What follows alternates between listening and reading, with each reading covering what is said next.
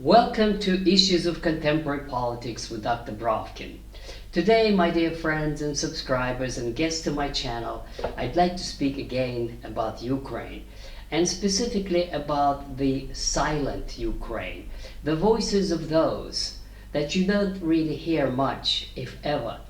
But before I do that, let me report to you on the results of the poll that we have conducted with the previous video, Russia Threatens Europe. And I asked you whether you support the view that Russia was going to respond to drone attacks by attacking countries that provide drones and other military material to Ukraine. And these are the results. 56% of you, my viewers, reported yes, that Russia is going to attack and strike those countries that produce war material, specifically drones, for Ukraine. 36 answered no, I do not now at any rate, and 9% responded that none of the above. So these are the results. The majority of you think that they do intend to strike them, and that may in fact be the case, judging by the recent announcements from Moscow and also from the general staff, but I'll come back to that later. What I'd like to do now today is to read you a somewhat altered, for security reasons, document that I received from various sources that is quite unique because it's a common person. It's not any journalist, it's any politician, and the kind of Ukraine that you're familiar with is the Ukraine of Zelensky. In fact, sometimes it's interchangeable. Ukraine position, Zelensky position, as if it is the same thing. The Ukraine you know is the one that is projected in Western media, especially pushed too much by von der Leyen and Kaja Kallas and others. It's a Ukraine that is fighting Russian aggression. This is a Ukraine that has been invaded by aggressive Russian expansive Soviet empire, and the list goes on and on and on. In fact, what I've argued many times before is that it is in some way a civil war. It is a country that had 400 years together in one state. Ukraine is where Russian civilization started, in Kiev and Rus.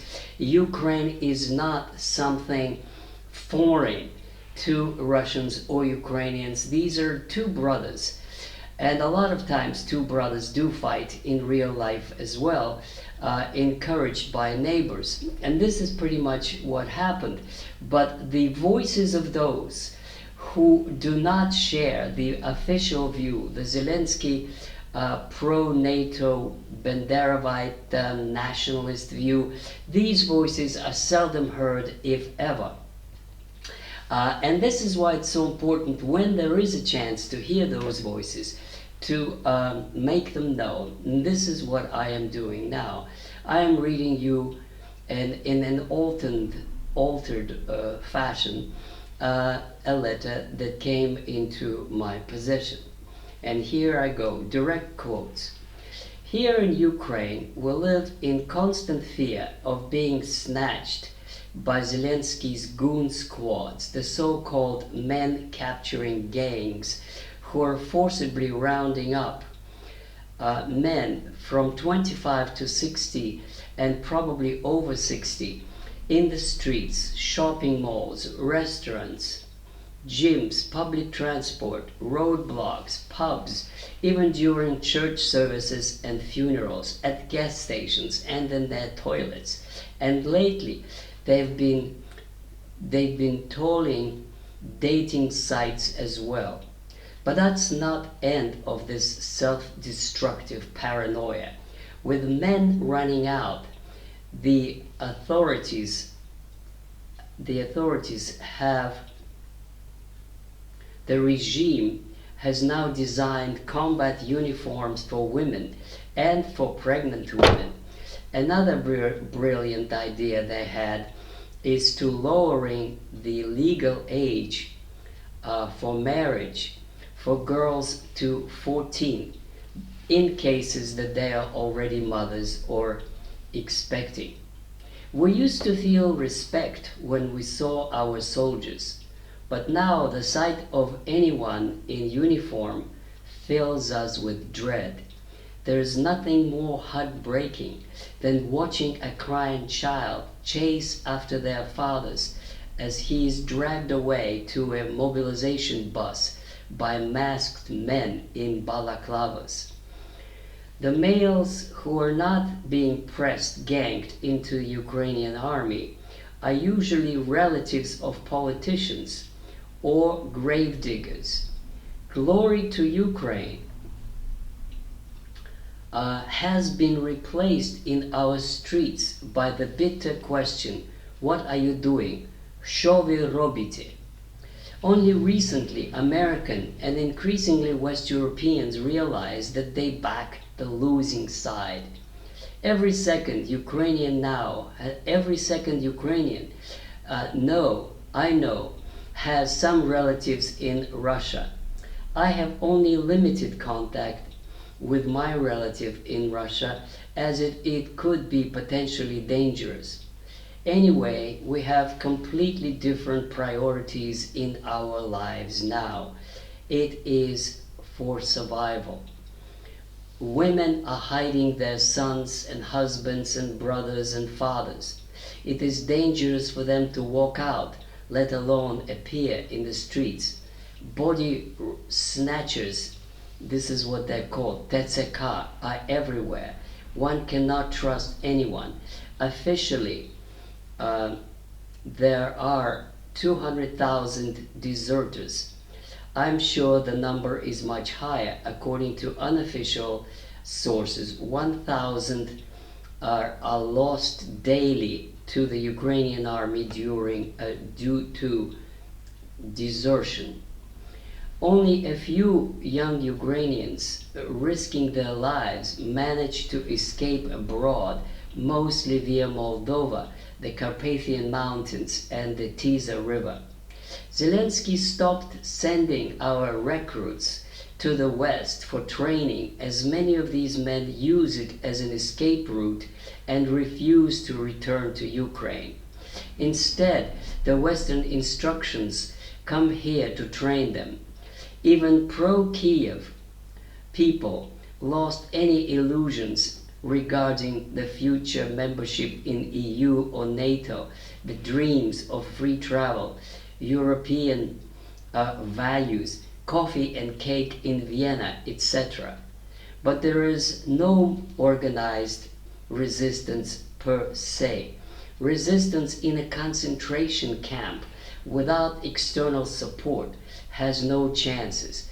There are only isolated, desperate acts of defiance, and they're very few and far between.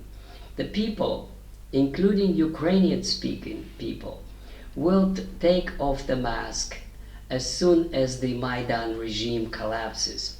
Only then Western media will learn the full truth about this civil war, a proxy war.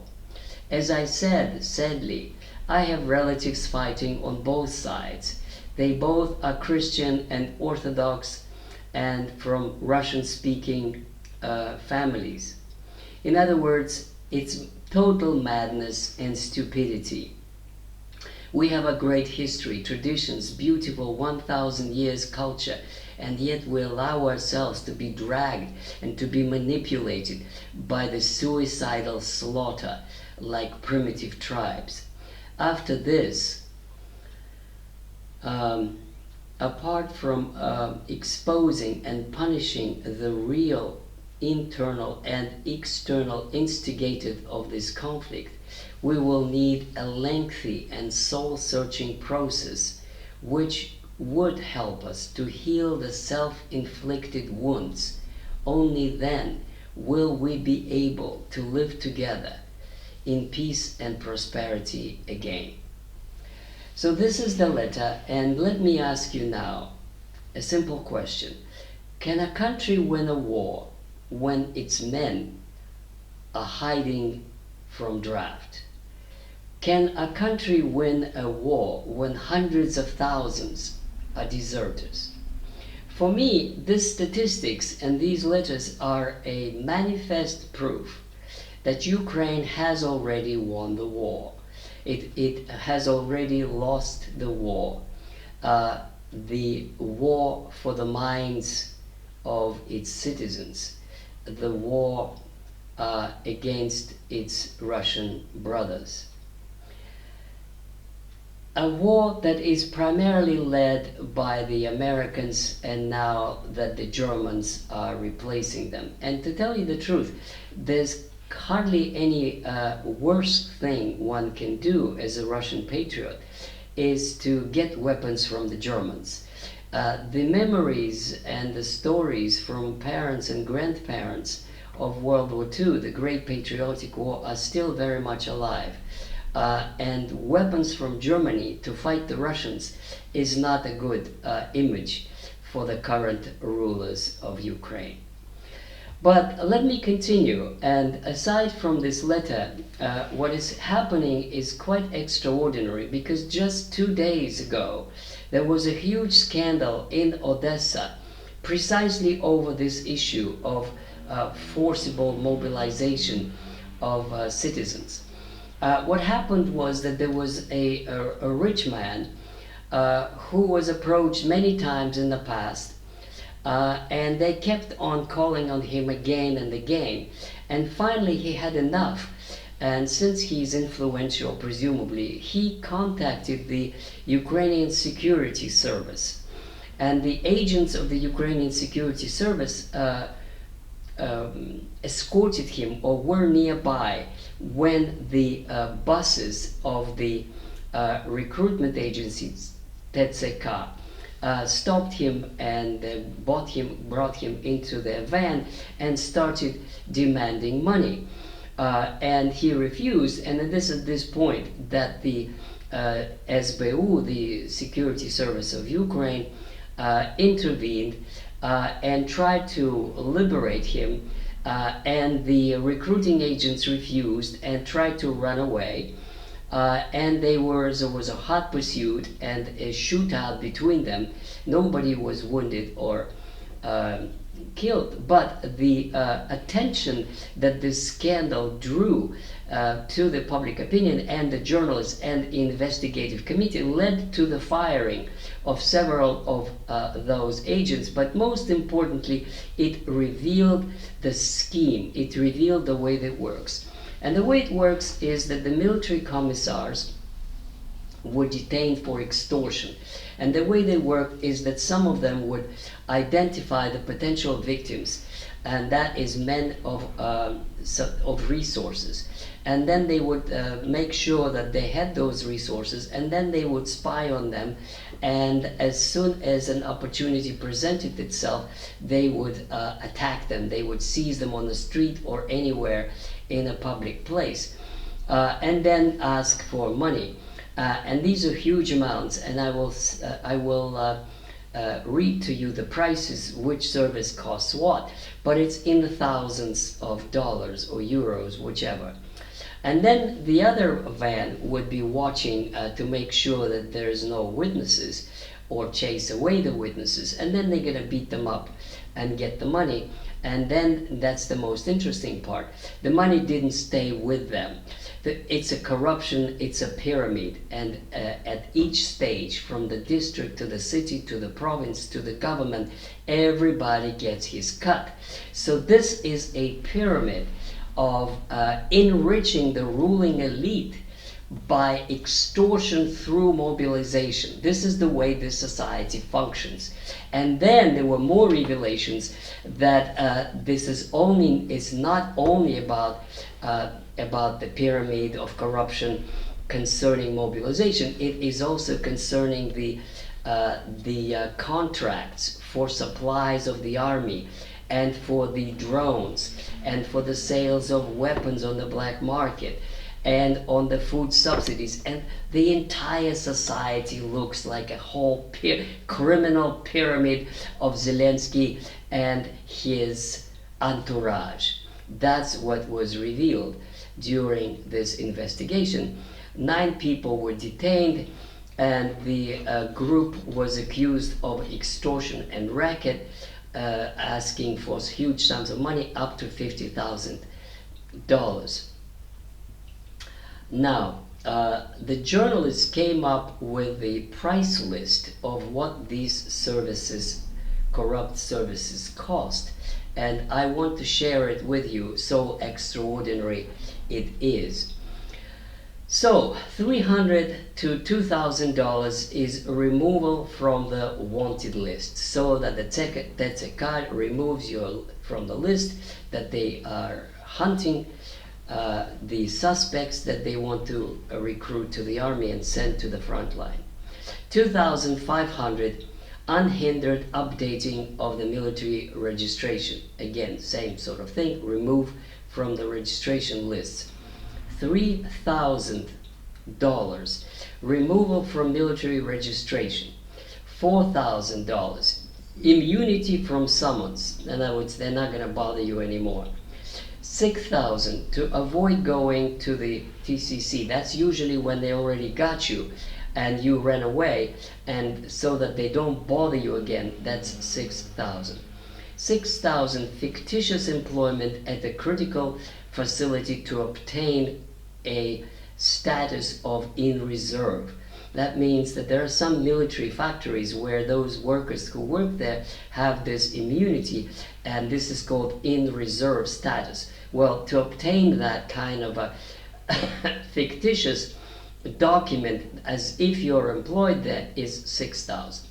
$7,000 is a deferment through a fake guardianship or a court order. That means that families who have many children, they have a court order that says that they are not to be subject to draft because they have many children. Well, you can get that kind of a document for $7,000. $10,000, a fake medical evacuation abroad in an ambulance with foreign license plates.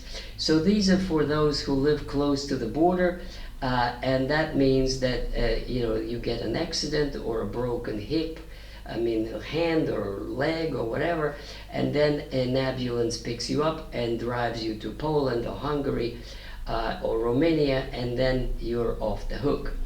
$12,000, a green corridor through Moldova, Romania, Poland, or Hungary, which means it's a bribe to the border guards that essentially lets you go through the border to one of those neighboring countries. $12,000. $16,000, influencing a decision of a military commission and the obtaining of necessary travel documents. That's more or less, that looks like legal, that the military commission says you're free to go wherever you want to. $18,000, a fake diagnosis from a doctor that pronounces you unfit for the draft. $25,000, total deregistration and a document that you are not fit. And finally, the most expensive one, $50,000. This is a disability document plus open frontier to go abroad. So that's the extent of corruption in Ukraine. These are the silent voices, the suppressed, the intimidated, the other Ukraine, not the one that you are familiar with. This is the view from below. This is just a common person has no particular addressee and no particular political agenda, just like news from below, from the streets of one of Ukrainian cities. And of course, the political conclusions one can draw, that the Ukrainian society does not want the war, does not want to fight anymore, and it is traumatized by this fratricidal war with their northern neighbor, with so many families having roots in both countries. Let me, before I finish, just say a few words about the big picture. And that is also quite new. It was like yesterday that Gerasimov, the head of the general staff, reported to Putin that the battle for Donbass is coming to an end. There are only two cities that are left to be taken, Slavyansk and Kramatorsk, and then the entire Donetsk and Lugansk Oblast would be free from Ukrainian forces. And then after that, there would be important announcements by President Putin, presumably by June, because in June there will be 2 years since he laid out his conditions for Ukrainian peace that demanded 4 provinces plus Crimea, plus denazification, plus demilitarization. When by that time, hopefully by June, these 4 provinces would be in Russian hands, and Putin would offer new terms for Zelensky. Judging from what Zelensky is saying now, any terms will be denied, will be rejected, because Zelensky is hoping so much for the billions from von der Leyen and Merz to start coming to Ukraine to drag out this conflict and to drag out the battle as long and as much as he can. But we shall see how it plays out. But in my mind, this letter and so many documents show that this is it. The end for Zelensky Banderovite regime is coming very soon.